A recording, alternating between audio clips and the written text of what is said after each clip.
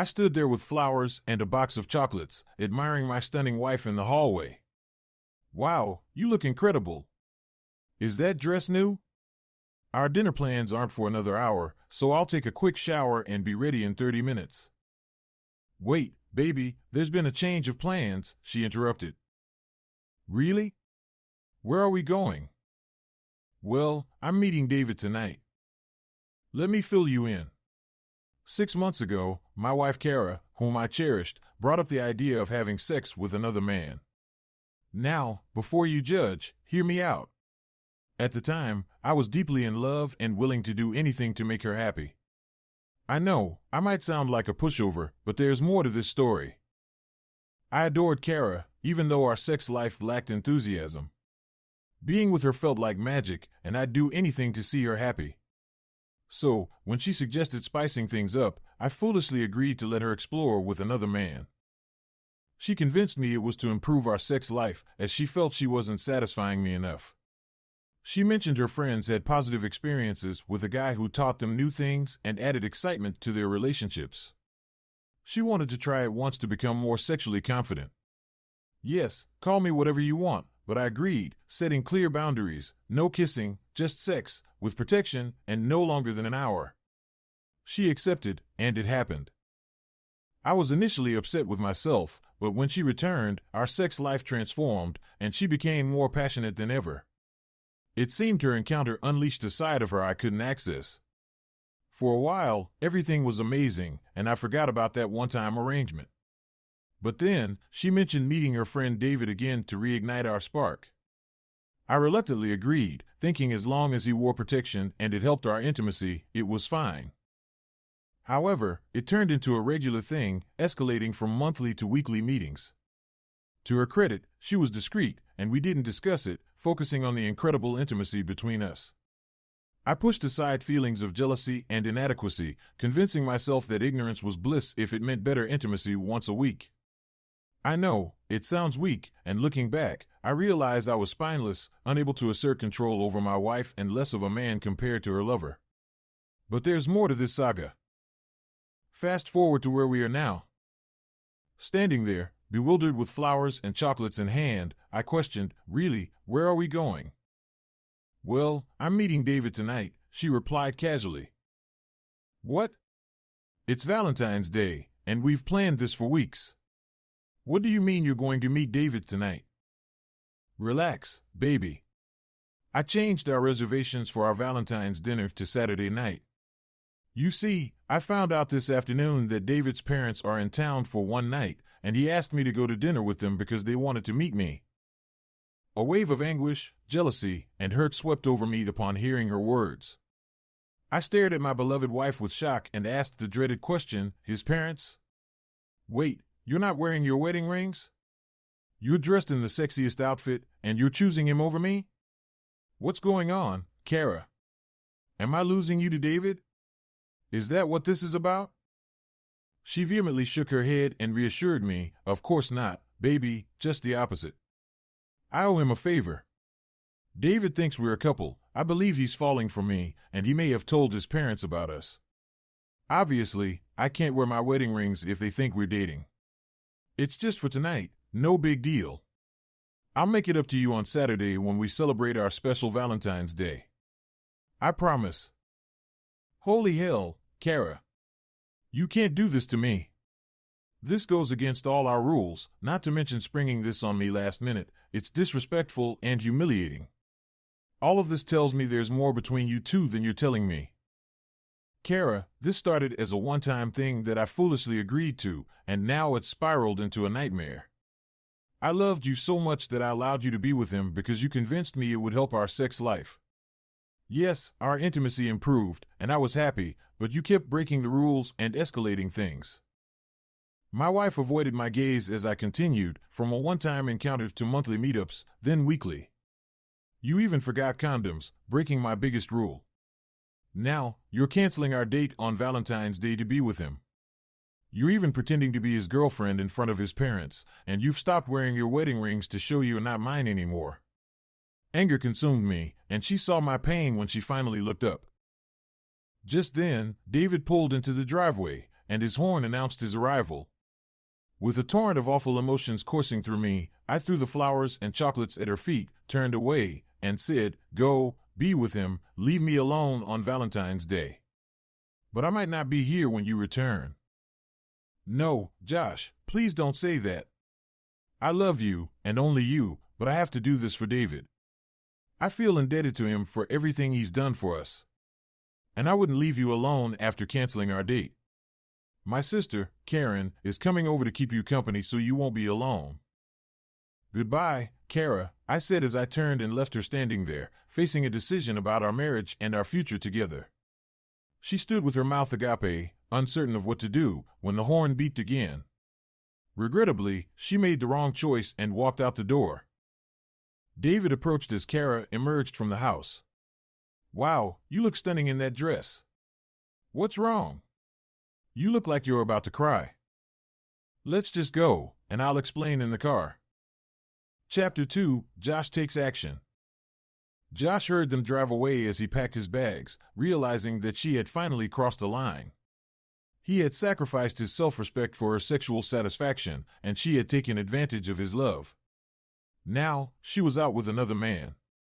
Fuming at himself for allowing this situation to develop, he acknowledged his own responsibility but reached his breaking point, unable to tolerate the disrespect any longer. Driving aimlessly on that dark, somber night, he contemplated his future. He knew he couldn't return to the dynamic of being a cuckold, allowing the woman he loved to be emotionally and sexually involved with another man. With enough resources and skills to make a fresh start elsewhere, he turned the car south, determined to begin anew.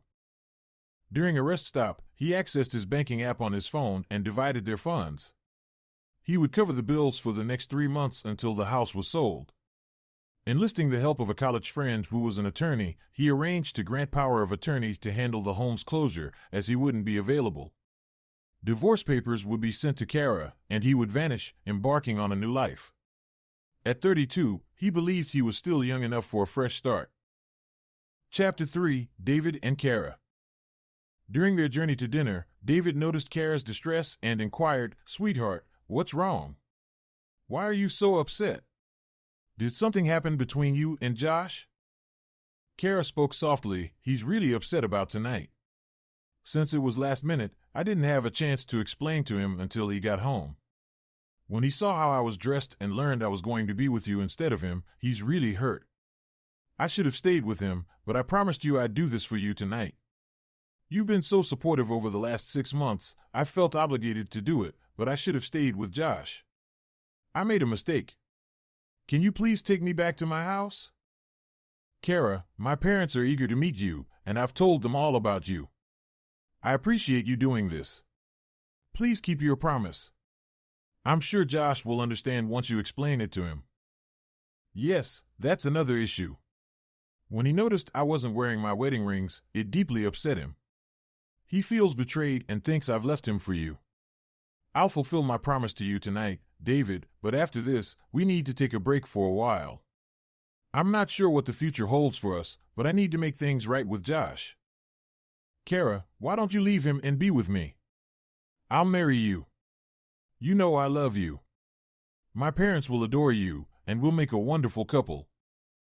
David, I appreciate what you've done for me, and I enjoy spending time with you, but I don't love you. My heart belongs to my husband, and I can't imagine being without him. Our relationship is purely physical, and perhaps a bit of therapy for me, but it's nothing more. I'm sorry if there was any misunderstanding, but there can never be an us. My heart belongs to Josh. Chapter 4, Karen's Arrival. Cara's sister, Karen, arrived at the house as Josh was leaving. Unsure of what was happening, she entered using her key when nobody answered the doorbell. Finding the house empty with Josh's belongings scattered around, she grew concerned and called Cara. As they arrived at the valet, Cara's phone rang. Karen, are you at the house? Is Josh okay? He seemed upset when I left. Cara, Josh was driving away when I arrived, and his closet is empty. I think he's left. What's going on? Cara felt a pang of regret and decided she needed to return home. She planned to meet David's parents, handle the situation gracefully, and leave as soon as possible. Chapter 5, Dinner with David's Parents. During dinner, David's parents were warm and inquisitive. They wanted to learn about Cara, asking about her background and expressing their desire for grandchildren. David evaded their questions about marriage but praised Cara and their relationship. When his parents persisted about marriage, Cara became overwhelmed with emotion and excused herself to the restroom. Alone, she called Josh repeatedly, leaving apologetic messages and begging for his forgiveness. She expressed her desire to come home and be with him, vowing to never see David again. However, her calls and texts went unanswered, causing her to panic. Returning to the table, she pleaded to leave, citing feeling unwell. David's mother offered comforting words and suggested they visit their beach house in Florida together. Cara felt a shiver run down her spine as she grasped the gravity of her actions and the ripple effect they had caused. David's love for her, his parents' desire for her to marry him, the devastation she had inflicted on Josh, it all dawned on her in that moment. The fear of losing the man she truly loved engulfed her. When the Uber dropped her off, she rushed into Karen's arms, overwhelmed with tears. "Karen, I've really messed up this time. I went too far and hurt Josh terribly. The look in his eyes when he saw me without my wedding rings, breaking our plans, I've never seen him so upset, and it's all my fault. I got carried away with this foolishness, and now I fear I've lost Josh." "What happened? I thought you were putting an end to this game. And why are you dressed like that? You look stunning, but that's hardly appropriate attire for a breakup. Did Josh see you like this? Give me the whole story." "I've been seeing David once a week to address my insecurities, and Josh has been so understanding. I've kept it discreet, making sure there's no trace of my time with David. Tonight, we had dinner plans, but I broke them to meet David and his parents." "Wait. You ditched your Valentine's Day plans with Josh for David? And his parents?" "David's been supportive, boosting my confidence in bed with Josh. So, when he mentioned his parents wanted to meet me for one night, I felt obliged. I tried explaining to Josh that I rescheduled our dinner, but he was devastated when he saw me dressed up, knowing I was going to be with David." "Goodness, Cara, you've taken this too far. Josh has every right to be upset. You're wearing this seductive dress, breaking plans with him for your fling, and being introduced to David's parents. Why would David want his parents to meet if you were breaking up? It doesn't add up."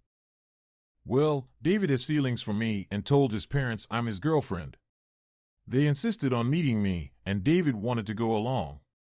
He asked me not to wear my wedding rings, saying it would seem odd to his parents." "Did Josh know why you took off your rings?" "Yes, and that's when things spiraled.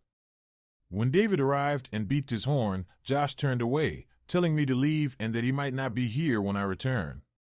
I didn't get the chance to explain that I was ending things with David tonight. Seeing me in this dress without my rings was the final straw for Josh. I ended it with David, and all I want now is to be with Josh." "Why did you start this affair? Josh is a great husband, good-looking, and from what I can tell, a great catch. Why risk it all? Was David better in bed, or was Josh lacking?" "Absolutely not. It's the opposite. Josh was too big, and sex with him was painful. He wanted things I felt embarrassed to do, like oral sex. I was a bit conservative, and I knew Josh wasn't satisfied with our sex life, but he loved me so much he tolerated it. Some coworkers told me David was experienced and could teach me things, so I wanted to improve for Josh." Karen looked at her sister, baffled, as Cara continued, "Honestly, I did learn a lot from David, and our sex life improved. I could finally enjoy sex with Josh without pain, and I could satisfy him. It was so good that Josh let me continue with David as long as he didn't know. But last week, Josh found my panties with David's semen. We didn't use protection once, and Josh was furious. He was upset I broke his rule. After that, I ended things with David and apologized to Josh. He calmed down and was looking forward to tonight. Then David called and pressured me into one last date. I planned to tell him it was over for good. But when I left, Josh saw me without my rings and assumed it was over. Tonight was meant to end my lessons with David and recommit to Josh." Karen stared at her sister, shocked, as if she'd escaped an asylum. She heard every word but couldn't believe it wasn't a joke. Nervous but determined, Cara said, I need to find him. Can you call him on your phone? He won't answer mine. Chapter 6, The Phone Call. Josh, are you all right? Hello, Karen. What do you want?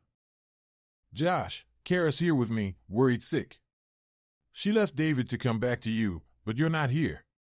Can you come back home? No, Karen, I can't. I asked her not to go, but when I saw she removed her rings, it was over between us. I'm leaving, and I won't be reachable. My lawyer will handle everything, and if necessary, she can contact me through him. Josh, please reconsider. You love her, and she's devastated without you. Give her a chance to explain and make things right. It's too late, Karen. She's the one who made this mess, and now she has to deal with it. Besides, now that I'm out of the picture, she's free to be with David. I've always liked you, Karen, and I'll miss you. Take care. With that, he hung up. Hearing the conversation, Cara cried out, I've lost him. I love him so much, but I got too caught up in this foolish scheme. I thought my meetings with David would benefit Josh. What have I done? If only Josh had put a stop to it from the beginning instead of giving in to my requests. Why did he have to be so loving and accommodating? Yes, David was a distraction, but I never loved him like I loved Josh. He's irreplaceable, and I have to win him back. Chapter 7, 2 weeks later. Cara received divorce papers at work and was so distraught that they sent her home. She prayed Josh wouldn't go through with it and hoped he'd return. The attorney explained their options, and Josh was willing to settle. She could stay in the house and handle bills until it sold. Money wasn't an issue for him, he could live off savings. Cara refused to sign, holding on to hope. Josh found a job and settled in Biloxi, Mississippi. She hired a PI, but Josh left no trace, paying cash and keeping his location secret. His family urged him to return, but he needed space. He rented an apartment by the river, reflecting on his life. He discovered a Casey Anders YouTube channel, which changed his perspective on relationships. After a week of videos, he transformed into a confident man, learning how to treat women. The new Josh emerged, understanding what real men do. During the day, he rediscovered his passion for playing the electric guitar, a hobby he had enjoyed during his college days as a member of a blues band. It became a therapeutic outlet for him, helping him cope with his pain. Securing a job as a bartender at the Biloxi Hollywood Casino's lively bar and lounge, he found himself in a financially stable position with generous tips and flexible hours, enjoying the social aspects and embarking on a fresh start. Adopting a new attitude towards women, influenced by the insights gained from Casey's YouTube videos, he exuded an air of indifference and confidence that surprisingly attracted attention.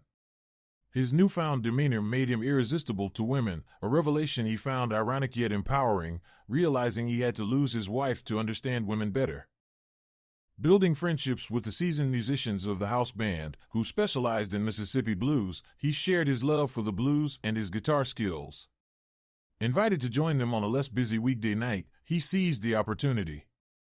During his debut performance, showcasing his best song, The Heart Never Waits, he poured his heart and soul into his guitar playing and singing, captivating the audience and impressing the band members with his talent.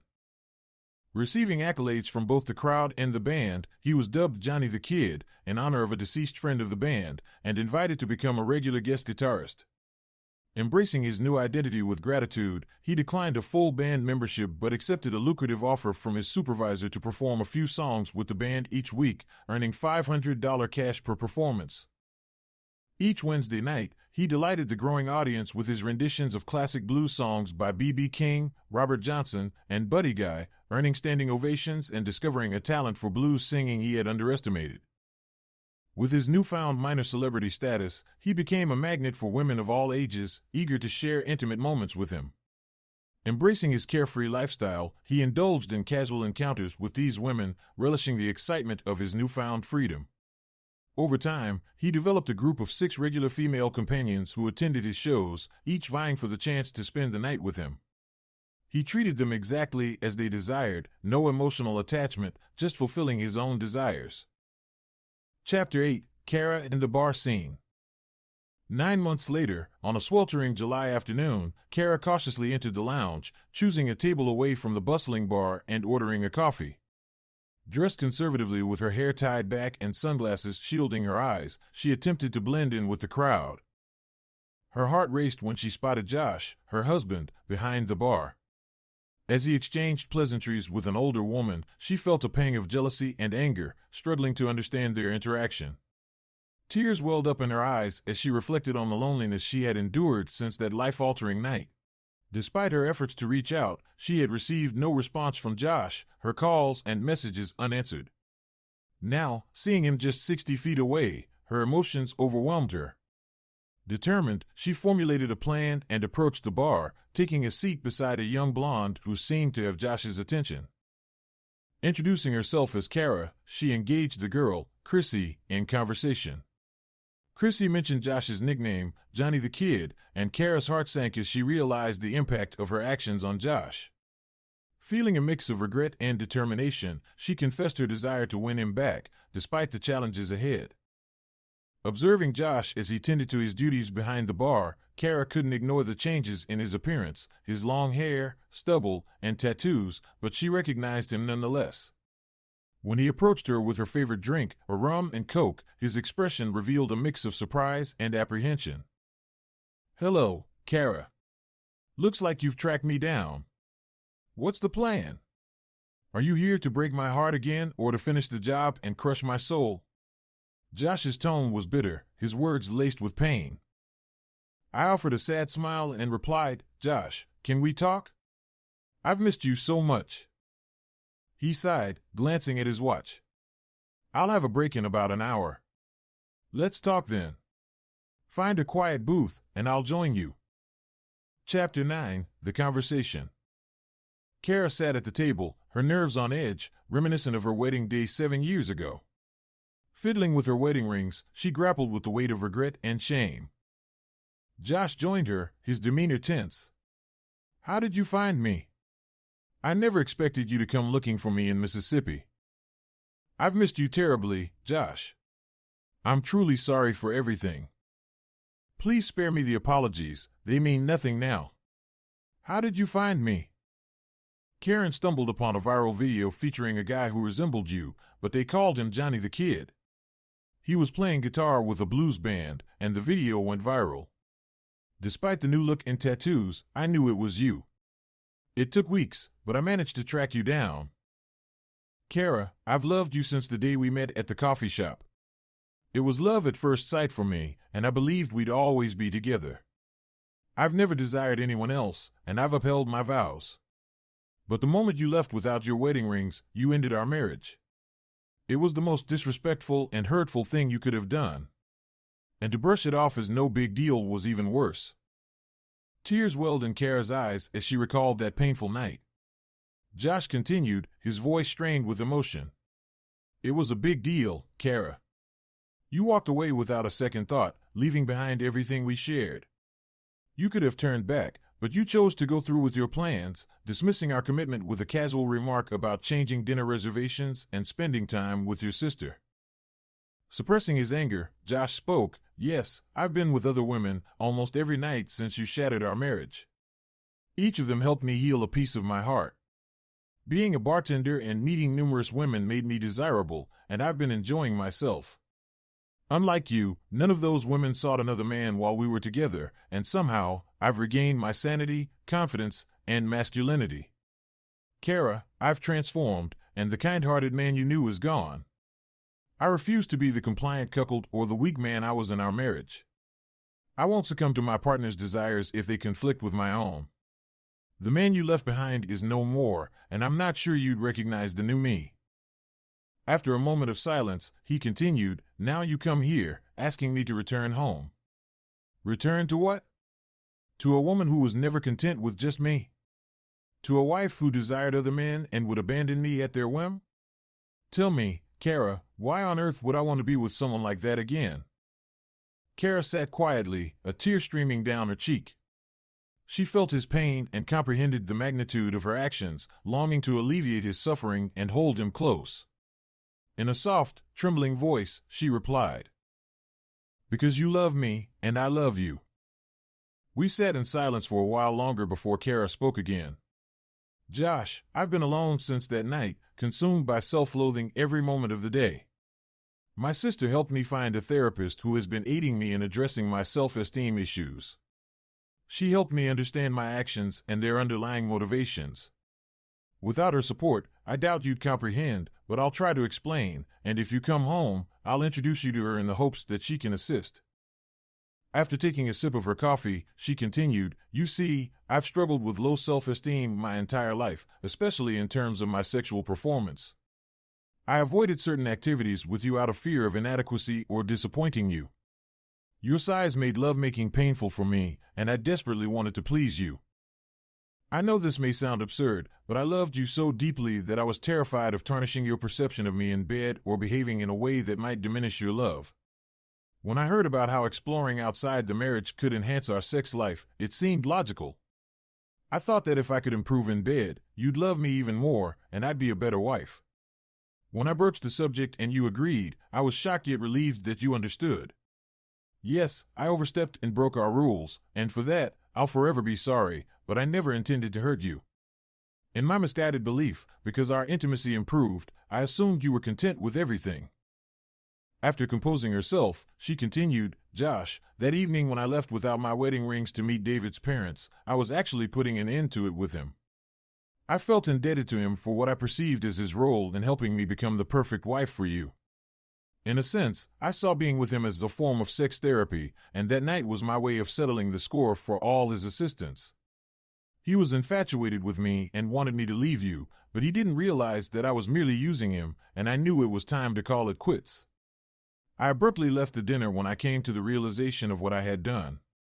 Recalling the expression on your face when you saw that I had removed my wedding rings shattered my heart. At that moment, I wasn't thinking about you. I was solely focused on how to end things with David that night. I had intended to attend that dinner with David one last time and inform him that it was over, that I didn't want to be with him, and that my heart belonged to you alone. I planned to return home and devote myself entirely to you, demonstrating that my love was yours entirely. Unfortunately, I misjudged everything and ruined what we had. Yes, it's entirely my fault, but I did it for us, as nonsensical as it may sound. I never should have heeded the advice of those other women and instead confided in you about my insecurities regarding our sex life. Yes, it was all about sex. As I mentioned, I wanted to be the ideal wife for you, but I ended up being the complete opposite. However, I swear that will never happen again. Please try to understand and take me back. We're still legally married, and I'm not interested in a divorce. I'll do whatever you ask. You're the only man I'll ever love, Cara sobbed, burying her face in her hands. Her admission was sincere, and I could sense the authenticity in her words. Cara, I'm at a loss for words here. I've finally managed to piece myself back together. I've formed friendships here and garnered attention from admirers. I'll always have love for you, but I'm uncertain if I can trust you not to repeat this behavior. It was far too easy for you to sleep with another man. How can I be certain it won't happen again? The man I've become wouldn't tolerate that kind of disrespect. Any woman who shows me even a hint of disrespect, I walk away. Last week, one of my dates made the mistake of dancing with another guy. I promptly ended things with her and left with someone else. She tried to persuade me to reconsider, begged me to stay, and promised it wouldn't happen again. I laughed in her face and told her to leave, something I would never have done before. Do you remember the old Josh? He would have tolerated the disrespect and allowed her to enjoy herself, but that's not who I am anymore. He continued, No, I'm a changed man now, and if you ever disrespect me again, I'd kick you out in an instant. You wouldn't be my queen or even my equal anymore. You've shown me that women are deceitful and selfish creatures. In my eyes, they're here to please me, not someone I can rely on or expect loyalty from. Women are no longer my equals, and I treat them accordingly. Interestingly, the more I treat them as inferior, the more they desire and respect me. You also taught me that being the caring, submissive guy may be pleasing to women, but it does nothing for the man. No, I'm afraid you won't appreciate the new me because I no longer yield to women's desires now that I understand their mindset. Oh my goodness, have I turned you into a misogynistic man? Just then, Patricia, one of the women he'd been seeing, approached their table. Patty was stunning, with her voluptuous figure, long legs, flowing blonde hair, and piercing blue eyes. She stood there in a revealing dress, her ample cleavage on display. Patty had likely heard from others at the bar that Josh was with a new woman, so she stopped by to confirm for herself. "Hi, Johnny, are we still on for tomorrow night?" "Who's your friend?" she said, twirling her hair, her short skirt accentuating her figure. "Hi, Patricia, of course we're still on for tomorrow night. This is Cara, my wife. Remember, the one I mentioned, the one who broke my heart?" He said this, taking a jab at Cara. "Oh, are you reconciling with her? Are we still going out?" she asked. "Nothing's changed, darling. Pick me up at 7 p.m., as planned. Now, we need some privacy.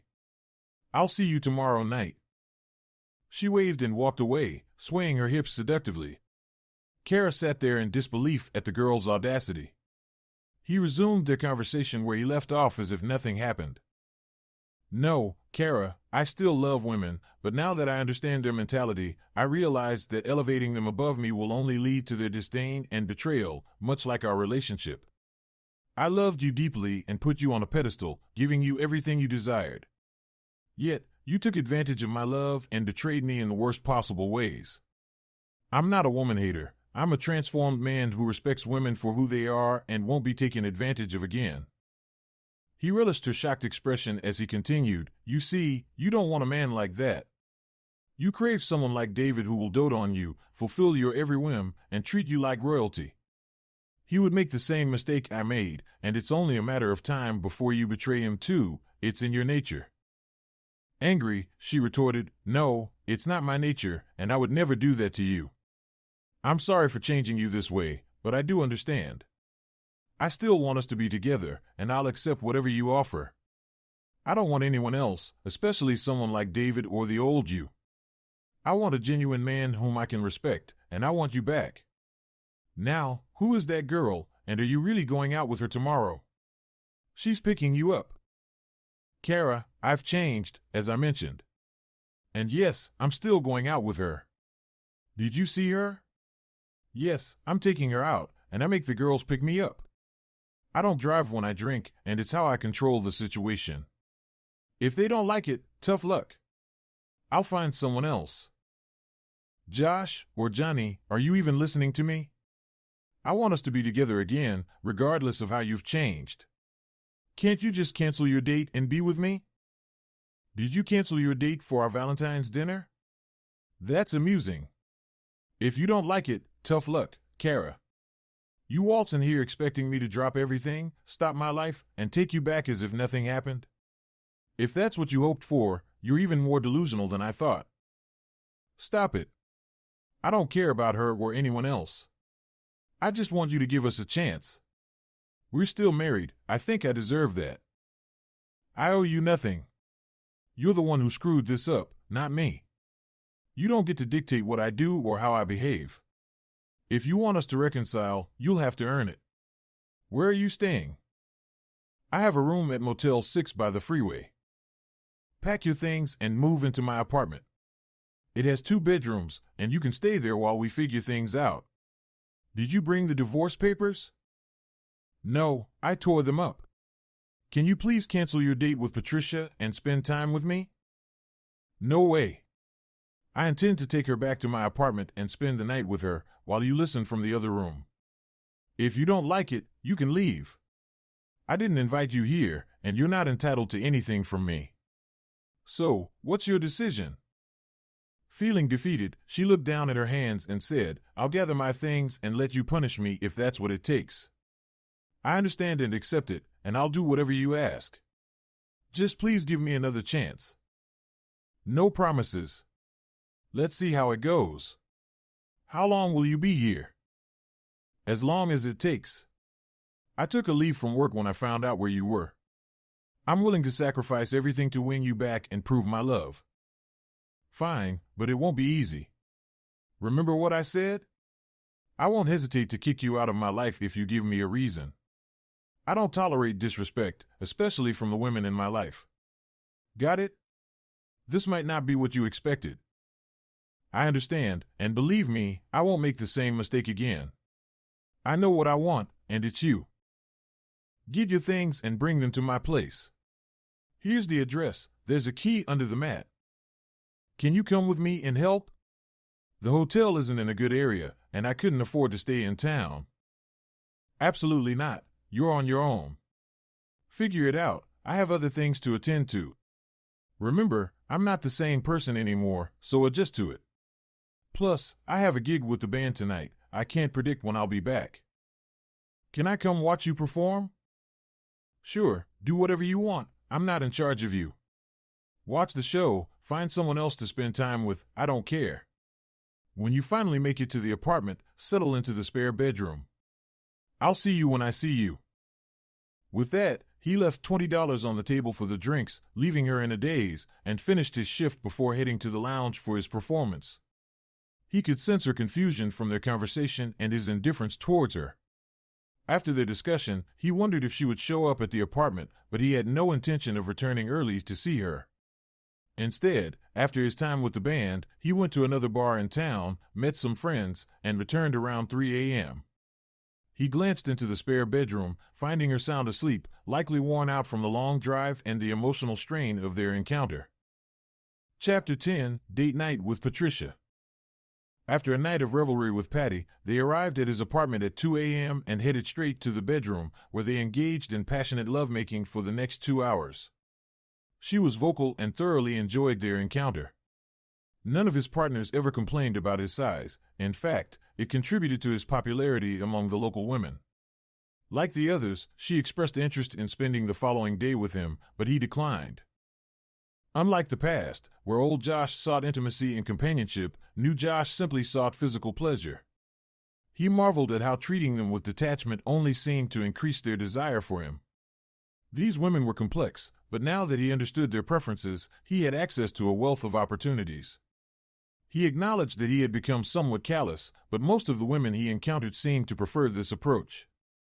He wished he had learned this earlier in life, having been raised to honor and cherish women. What a fool he had been. The next morning, Cara sat at the kitchen table as Patty prepared to leave, her expression conveying disapproval. Cara merely waved goodbye, refraining from commenting on the previous night. He sensed her desire to address the matter but admired her restraint.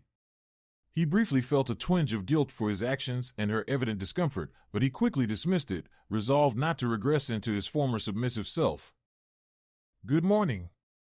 Any plans for the day?" he inquired, pouring himself a cup of coffee. "I thought we could spend the day together and catch up," Cara suggested. "Sounds good. I'm free this afternoon. Let's grab lunch." Over the next 2 weeks, he treated Cara as a temporary guest and nothing more. He continued dating other women without discussing his outings with her. It seemed to frustrate her, but she remained patient, refusing to leave without a fight. She made persistent efforts to win him back with breakfasts, dinners, and her endearing charms. Despite Cara returning to her former self, the woman he still cared deeply for, he remained steadfast in his resolve not to give in easily. After enduring a month of emotional turmoil, she finally summoned the courage to ask him out to dinner, and he acquiesced. During their meal, Cara broached the subject. "Darling, I've been here for a month, witnessing you with a dozen beautiful women. Are you finished with this torment? Will you cease being this indifferent and acknowledge that the woman who loves you more than anything is pleading for your forgiveness? I know you still love me, and I'm willing to bear any punishment, but how much longer must I endure? I'll wait, but I'd appreciate knowing how much longer you intend to inflict pain upon me." She had handled the situation with grace over the past weeks. He had taken Cara along on numerous dates, offering her the option to leave if she found it unbearable, yet she chose to stay. He derived no pleasure from witnessing her agony, but he had taught himself to remain indifferent. The new Josh had severed all emotional ties and was solely focused on his own feelings. "Listen, Cara, I didn't ask you to come back here. Frankly, I didn't want you back, which is why I sent you the divorce papers and left you. However, I never stopped loving you, and perhaps you're right, I've been subjecting you to some form of punishment, and that's unfair. I couldn't care less if it causes you pain or distress, but I don't derive the same enjoyment from our current dynamic as I did when we were together. I'll refrain from seeing some of the other women for a while and see how things unfold. But let me be clear, one misstep, and you're out. A single flirtatious act, one inappropriate comment, and I'll have no qualms about kicking you out onto the streets. Oh, Josh, that's all I'm asking for. Please allow me the chance to demonstrate how much I desire to reconcile. I miss our life together, and every action I took was a grave mistake. I recognize that now, and I assure you, you won't regret giving me another chance. Throughout this period, he continued seeing Patty more frequently than the other women. While she excelled in bed and fulfilled his physical needs better than anyone else, there was a notable absence of love or deep emotions reminiscent of what he once shared with Cara, something he found himself longing for. Over the weeks, Cara developed a rapport with Patty and even spent time bonding over lunches and shopping trips. It seemed Cara had decided to employ her intellect and strategically work towards removing Patty from the equation. On one occasion, after concluding his time with Patty, she left to fetch a drink while he reclined, relishing the afterglow. Growing impatient, he closed his eyes, drifting off to sleep. Suddenly, he sensed Patty returning to bed, but to his astonishment, he felt another body slipping in beside him. Opening his eyes, he was taken aback to find Cara and Patty both unclothed, gazing down at him. For the remainder of the night, he found himself as the spectator to the intimate encounter between these two beautiful women, both satisfying themselves and him. It was surprising to witness Cara being so open and engaged with another woman. No longer feeling the need to orally pleasure his dates, Patty utilized Cara's tongue to pleasure herself while stroking his erect member. To his astonishment and delight, Patty reciprocated, and he relished watching these two alluring women in action. After they both reached satisfaction, he engaged in passionate lovemaking with both women multiple times throughout the night. It was undoubtedly the most exhilarating sexual experience he had ever encountered, leaving him wondering where this newfound dynamic might lead. However, he chose to relinquish any emotional attachment to either woman and simply let events unfold. Adopting an I don't give a shit attitude proved to be a game changer, helping him maintain his sanity while driving the women wild with a desire to earn his attention. They craved what he was unwilling to freely offer, and he silently expressed gratitude to Casey once again for the life-changing videos. Chapter 11, Valentine's Day Part 2. Ironically, 1 year after the Valentine's Day disaster, everything reached a climax. Patty had arranged for a special evening with Josh, instructing him to dress his best and wait for her to pick him up at 7 p.m. Eagerly anticipating a fun night, he was ready to go when the doorbell rang. Unbeknownst to him, Cara had won Patty's heart and confided in her about her enduring love for Josh. Cara persuaded Patty to swap places for their planned date night, sharing her story and motivations with Patty. Moved by Cara's sincerity and desire to salvage her marriage, Patty gladly agreed to assist Cara in her mission. Imagine his surprise when he opened the door to find Cara standing there in a stunning black dress, reminiscent of the one she wore for David. Clearly having spent the day at the salon, Cara exuded undeniable sexiness, triggering a resurgence of old feelings within him. "Hello, darling. Are you ready for an enjoyable evening? I'm a bit confused. Where's Patty? She couldn't make it, so I'm stepping in. I'm your Valentine's date tonight. Let's go." Cara pulled up to the valet and waited for Josh to take her hand as she led him into the upscale restaurant. She had arranged for prime seating by the window overlooking the Gulf of Mexico, with the restaurant adorned in romantic decor to commemorate Valentine's Day. As they settled into their seats and their drinks arrived, Josh remarked, "This could have been our scene a year ago, and none of this would have happened." "Darling, not tonight. Let's not dwell on the past, let's simply enjoy the evening and each other's company. Tonight, you're my Valentine, and I'm hoping Cupid pays us a visit and showers you with all his arrows," she said with a warm smile, reaching out to touch his hand. They savored the evening together, setting aside thoughts of the past. Josh decided to revel in the company of his alluring wife, the delectable cuisine and drinks, and see where the evening would lead. The atmosphere was filled with romance, complemented by exquisite wine, and Cara exuded undeniable sexiness that reignited Josh's desire for her.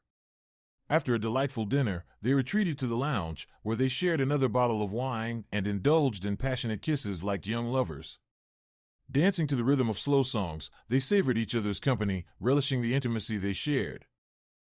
As the night progressed, they both found themselves exceeding their alcohol limit and unfit to drive. Despite Cara's initial apprehension, the evening surpassed her expectations when she surprised Josh by presenting a room key for the hotel. Leading him to the elevator, Cara fervently kissed him and caressed him, overwhelming him with desire. Securing the honeymoon suite with champagne on ice, Cara delighted Josh with the romantic setup of rose petals, soft music, and a heart-shaped bed, coupled with a breathtaking view.